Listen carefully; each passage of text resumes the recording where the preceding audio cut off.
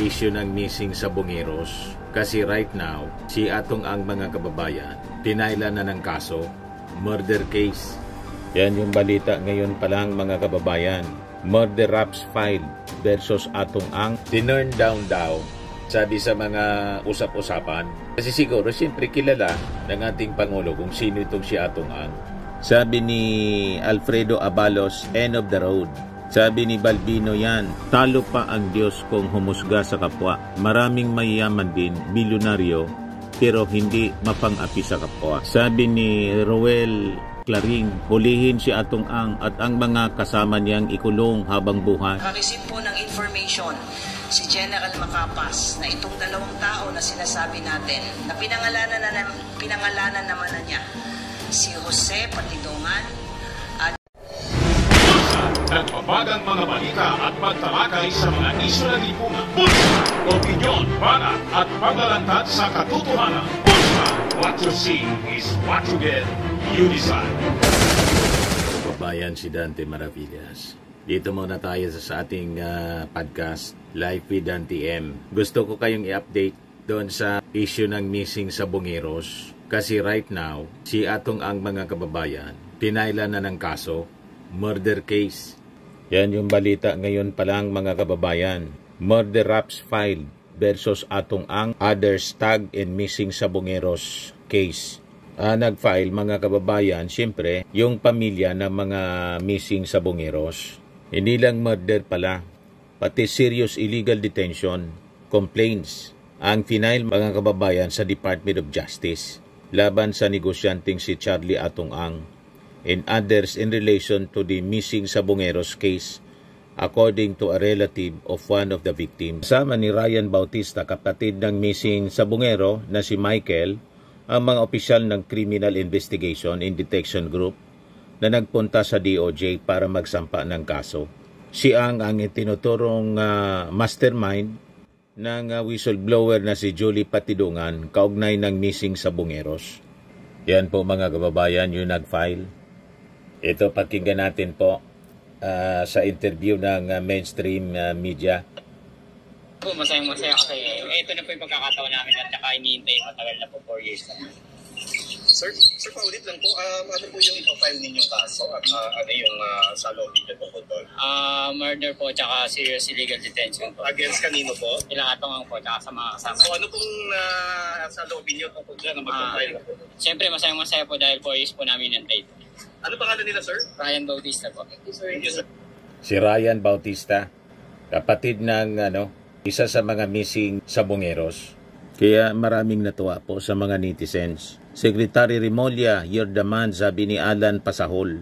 Sabi ni Juan Miguel Loyola, finally, pero hanggang saan? Kasama sa zona ng ating Pangulong Bongbong Marcos, yung utos mga kababayan sa ating mga authorities, sa DOJ, sa PNP, na solusyonan ang issue sa missing sa Bungeros. So ito na po siya. Kahit sino pa man yung nasa likod, ang itinuturong mastermind si Atong Ang na napaka-powerful mga kababayan, lalo na during the previous administration. May mga kwento pa na itong si Atong Ang daw, nag-try na mag-donate ng pondos para sa kampanya ng ating Pangulong Bongbong Marcos noong presidential election. Pero tinurn down daw, sabi sa mga usap-usapan. Kasi siguro siyempre kilala ng ating Pangulo kung sino itong si Atong Ang. Sabi ni Alfredo Abalos, end of the road. Sabi ni Balbino yan, madugo yan, let's wait how. Sabi ni G. Corrales, pera o hostisya, let's go. Sabi ni Wilbert Cadevida, time is the ultimate truth teller. Sabi ni Ace, for sure, makakaalis siya ng bansa. Sabi ni Delphine Alfonso, hindi pa naman makakuha ng hostisya ang mga pamilya ng mga nawawalang sa Bungero ay talagang wala na akong believe sa hostisya dito sa Pilipinas. Sabi ni Alexander Tolentino, daang milyong usapan niya diyan. Sabi ni Totoy Manalo, dapat walang piyansa. Sabi ni Yamamoto Sayori, sana nga para mabigyan ng hostisya yung sinapit ng mga nawawalang sa Bungero na hindi man lamang nabigyan ng maayos na libing at dasal. Hindi ugaling tao ang ginagawa ng mastermind. Walang kaluluwa, walang puso. Ginagamit niya ang bilyones na pera para tapusin ang buhay ng mga tao na hindi siya ang nagsilang at nagpalaki. Hindi karapat-dapat na maging mayaman kasi mapang-api sa kapwa. Talo pa ang Diyos kung humusga sa kapwa. Maraming mayaman din, bilyonaryo, pero hindi mapang-api sa kapwa. Sabi ni Roel Clarin, hulihin si Atong Ang at ang mga kasama niyang ikulong habang buhay. Sabi ni A. Basalyote, maraming mamamayan ang matutuwa at sa wakas nakakuha din sila ng ustisya at kasama sila sa kumain ng tilapyang galing sa Taal. Sabi ni Marvin, sigurado hindi iyan makukulong. Marami siyang perang pambayad. O ngayon, yung dalawang kapatid ni Jolie Patidongan na ang sabi, maraming alam, nasa custody na ng Philippine National Police matapos silang aristuhin. Yung dalawang kapatid ni Jolie Patidongan, whistleblower po, na siyang nagturo kay Atong Ang. So sabi dito sa balita, whistleblower Jolie Dondon Patidongan confirmed that his two brothers also have information about the case of the missing Sabongeros or cockfighting enthusiast as boss work for businessman Charlie Atong Ang, who is being tagged as the alleged mastermind in the disappearances.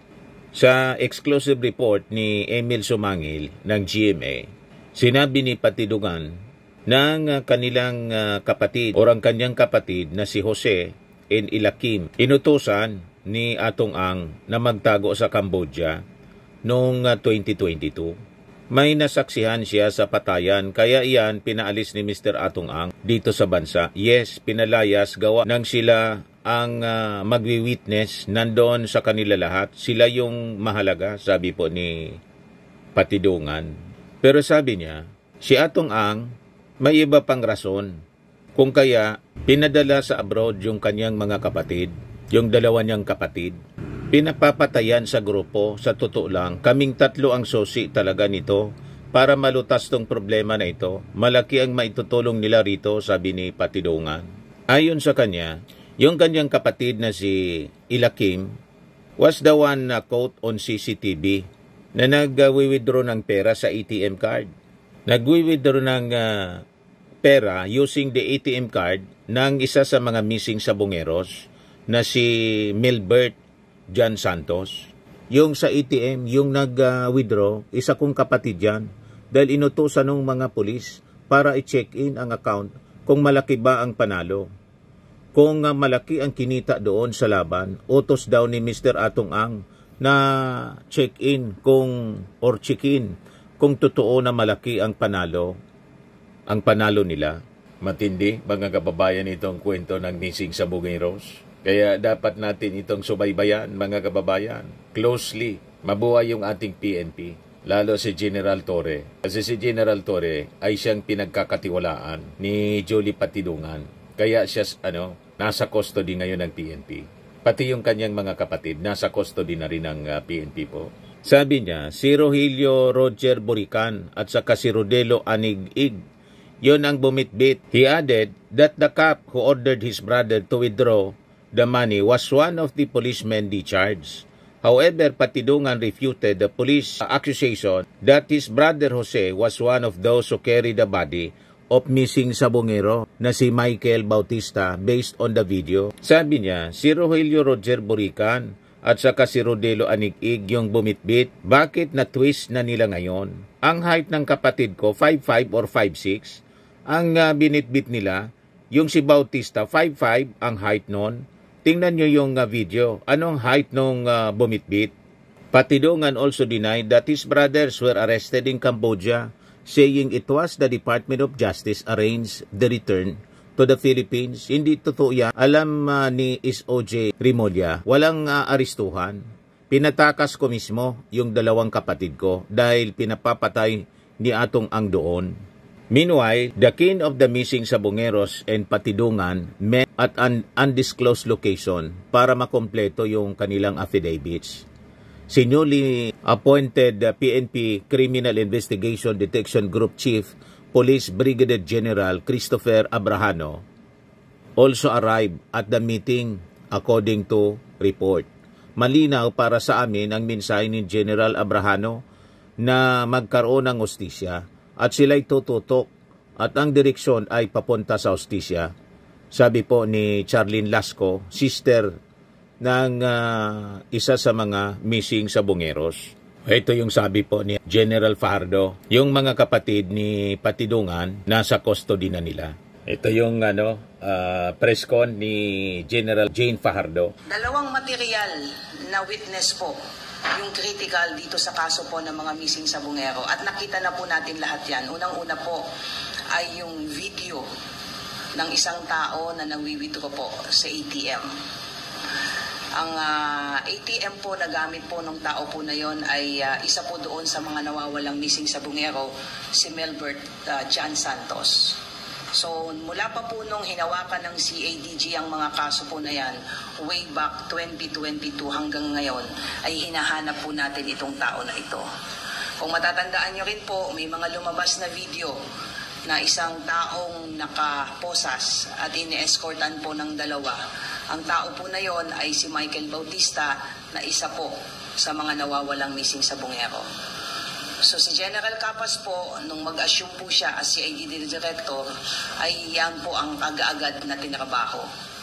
He received information na ito pong dalawang tao po na ito. Kung matatandaan niyo po, doon sa isa sa mga statement po ni Julie Patudongan alias Totoy, ay may sinasabi siya na may dalawa siyang tao na magsasabi na involved doon, nakilala niya, na tao niya, yung sinasabi na nag-withdraw sa ATM doon sa may Batangas at yung dalawang tao din na nag-escort doon kay Michael Bautista. So itong dalawang tao po na ito, hindi niya po binanggit na mga kapatid niya. Yan po ang totoo dyan. Si General Macapas po, when he assumed as CIDG Director on June 19, ay tinarabaho po lahat, kaagad po ito. Mga around June 23, nakareceive po ng information po na nasa ibang bansa po itong dalawang tao po na ito. Identified na po natin kung sino sila. Noong June 24 po, again, may timeline po tayo para lang to set the record straight. June 23, na-receive po, may naka-receive po ng information si General Macapas na itong dalawang tao na sinasabi natin, na pinangalanan naman na niya, si Jose Patidongan at saka si Ilakim Patidongan. So yung informant na nagbigay sa kanya ng information ay pinaka-assess po ito at around June 26, General Macapas coordinated with the Bureau of Investigation for the immediate facilitation ng kanilang pagkuha dun sa mga tao po na ito. Initially, ang una pong plano ay na-monitor natin doon sa isang bansa, sa Southeast Asia na bansa. Yan po ang una. So, nag-coplan po, nag-formulate po ng case operation plan po ang CIDG led by General Macapas po.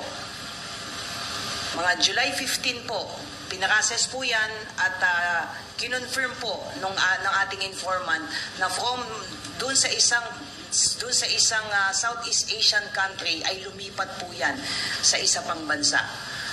So immediately nung ma-confirm po na gumalaw po itong dalawang tao po na ito, ay nag-request po ng July 15 po ng Foreign Travel Authority po ang team po ni General Macapas po. July 16 po, na-approve po yung COPLA na yon. Ang objective po ay kuhanin po sa ibang bansa yung dalawa pong tao na sinasabi po natin. Na-approve po yung COPLAN po nila at nag-run po. Pero ang initial po na travel authority na naibigay sa kanila ay dun sa original na sinasabi ko na bansa na una na nandun sila cited as confirmed by the informant. From the time na na-receive natin nila ni General Macapas yung info nung June 23 hanggang nung July 18, ay nandun po yung dalawa na yon sa sinasabi nating unang bansa. However, nung maaprubahan po yung COPLAN at mag-run po yung Foreign Travel Authority po nila, ay lumipat po doon sa isang bansa itong dalawa po na ito. Kaya po yung travel authority po nila ay na-amend. From the original na bansa sa Southeast Asia, lumipat din po sila sa isang bansa sa Southeast Asia din, ay tumulak po no less than si General Macapas papunta po doon sa lugar na yon. Kinuha po nila yon, yung dalawang tao po na yon, with no fanfare, with no ingay whatsoever, because these two gentlemen are very critical po sa investigation. At na-find out nga po natin, na-confirm natin na itong tao po na ito, si Jose Patidongan, ay meron pong outstanding warrant of arrest. At yung isa po na si Elakim Patidongan, nung makuha po yan ni General Macapas mismo, na napakatahimik, walang ingay, hindi natin pinaputok sa media kasi nga gusto nating makuha itong dalawa na ito dahil naniniwala tayo ito yung mga missing link doon sa mga kaso ng missing sa Bungero. Kinuha po sila at binalik po sila dito sa ating bansa. Dumating po sila July 22 po na napakatahimik po. Nung pagbalik po nila dito at nag-record check po tayo regarding po dun sa kaso ni Jose Patidongan na robbery, we found out, the CIDG found out na convicted na po ito. Meron na po siyang conviction. So we don't have any other recourse kundi i-turn over po, i-return yung warrant at in compliance doon po sa order ng court ay isinorender po siya at dahil nga po siya may conviction. Ito pong si Elakim Patidongan, nung nakuha po siya doon sa sinasabi kong Southeast Asia na country po, ang gamit po niyang passport ay sa pangalan po ni Robert Bailon. So nung dinala po sila dito, it was a decision na kailangan po siyang kansampahan ng kaso with respect po dito sa paggamit po ng alias na Robert Bailon. It was a legal strategy. Hindi po natin sila po pwedeng i-hold lang. Wala pong problema kay Jose Patidongan dahil po may warrant of arrest, may conviction pa siya. But with respect kay Elakim Patidongan ay meron pong clear violation po ng batas. So it was a legal strategy on the part of the CIDG na sampahan po ng kaso yan. Otherwise, masasampahan po sila ng kaso ng arbitrary detention. Ituloy natin. Medyo naputol. Totoo po bang may na-arrest yung kapatid ni alias Totoy Patidongan? Linawin po natin yung issue po na yan. Nung mag-assume po si General Macapas as CIDG Director po, the first marching order given by the GPNP po ay i-resume po o siguraduhin na yung kaso po ng missing sa Bungero po ay matutukan. So immediately, General Macapas ay gumalaw po at knowing General Macapas, alam niyo naman po yung background po ni General Macapas. He is a seasoned intelligence officer. He is instrumental in the arrest of Alice Guo. He is instrumental in the arrest of Apollo Kibuloy and many more.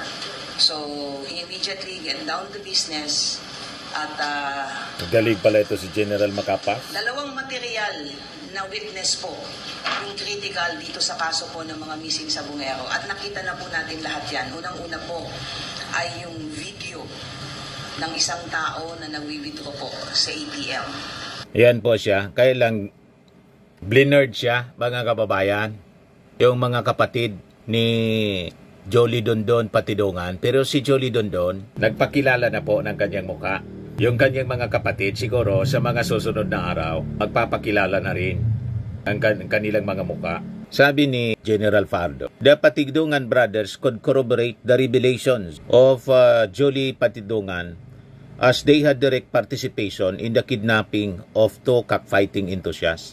Ngayon, si General Macapas has been accused of muddling the investigation into the case of missing sa Bungeros. Pero sabi po ng PNP, dinefend siya ng PNP, saying police would not have tracked down the location of Patidongan's brothers if not for the efforts of Macapas. It is very unfair, anya, for General Macapas, in the light of allegations that he is trying to muddle the investigation. In reality, the man is working. Fajardo noted that when Macapas became CIDG director on June 19, he worked on bringing Jolly's siblings back to the country through his intelligence sources and delivered results in just over a month. Dagdag pa ni Fajardo that Macapas had reservations when PNP Chief General Nicolas Torre asked him to lead the CIDG, a post for a 2-star general, as he is set to retire in less than a year and is no longer qualified to be promoted to Major General. He relented eventually, agreed to be appointed as CIDG Director. However, Macapas requested to be transferred to another post to give way to other generals who are qualified for promotion. So yun pala yung nangyari, mga kababayan. Na-intriga pa yung butihing general. Ganon talaga eh. Minsan may kalituhan sa kwento. Pero nalinaw na po ni General Fajardo. So yan po mga kababayan, so subaybayan natin yung mga developments nito kasi ang utos ng ating Pangulong Bongbong Marcos, tutukan itong issue ng missing sa Bungeros para mabigyan ng hustisya yung kanilang mga pamilya. And this time si Atong Ang, mga kababayan, kinasuhan na po ng murder at iba pa niyang mga kasama. Hindi man nabanggit kung kasama si sa kinasuhan. Walang pangalan, in others lang yung sinabi. Baka lumabas sa mga susunod na araw kung sino-sino pa ang mga kinasuhan. Si Patidungan, pati si Gretchen Barreto po, actress Gretchen Barreto, ay sinangkot. Anyway, so yun po mga kababayan, ang latest development ngayon. Kung lagi nating tatandaan mga kababayan sa buhay, you become what you believe. Ako po si Dante Maravillas. Bye-bye. God bless. Ito naman po, Firmax Firming and Lifting Cream. Pinapahid po sa mga pulses in affected area. Mainam po sa paninigas ng mga kaso-kasuan. Ito naman po, Automax Radiant Serum. Sa mukha naman yung application. Anti-aging po siya. You will look 10 years younger than your age. Sa mga cancer patients naman po, baka lang gusto ninyo itong itry. Neng siya Red Mix Fruit Drink. Hindi mo po siya gamot, food supplement siya. Kaya lang, gawa siya mga kababayan sa goji berry. Yung goji berry may anti-cancer properties. O ngayon, yung mga inquiries ninyo, dumiritso na lang kayo sa aming messenger sa Facebook para masagot namin agad. Ayos pa? Ayos na ayos niya, Mr. Maravilla. But anyway, ito po pala yung aming bagong product na binibenta online. I am worldwide amazing pure organic barley powdered drink mix from Australia. Negosyo to ng aking anak na architect entrepreneur Riz Maravillas. Ayan po. Kontakin na lang po ninyo siya, Riz Maravillas on Facebook.